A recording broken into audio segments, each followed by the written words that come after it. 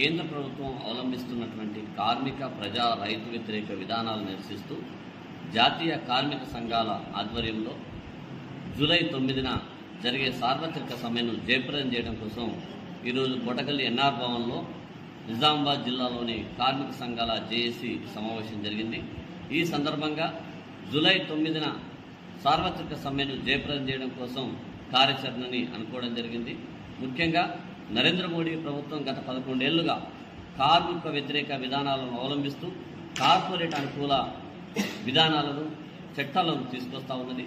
ప్రధానంగా కార్మిక వ్యతిరేక 4 లేబర్ కోడ్లను రద్దు చేయాలని, అదేవిధంగా కార్మికులకు కనీస పెన్షన్ 9,000 ఇవ్వాలని, కనీస వేతనాలు అమలు చేయాలని, సుప్రీంకోర్టు తీర్పు సమాన పనికి సమాన వేతనం అమలు చేయాలని, అదేవిధంగా ఏదైతే పని గంటల పెంపుకు సంబంధించి 12 గంటల పని విధానాన్ని తీసుకొస్తా కుట్రలు చేస్తూ ఉన్నదో ఇది సరైనది కాదని 8 గంటల విధానాన్ని కొనసాగించాలని చెప్పేసి తదితర డిమాండ్లతోని ఇవాళ దేశవ్యాప్త సార్వత్రిక సమ్మెకు సంబంధించి పిలుపునిచ్చడం జరిగింది.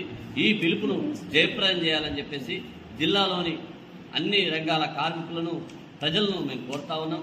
ఈ సందర్భంగా జరిగే అన్ని కార్యక్రమాల్లో కార్మిక సంఘాల పిలుపుల్లో పాల్గొనాలని చెప్పేసి మరోసారి పిలుపునిస్తా ఉన్నాం.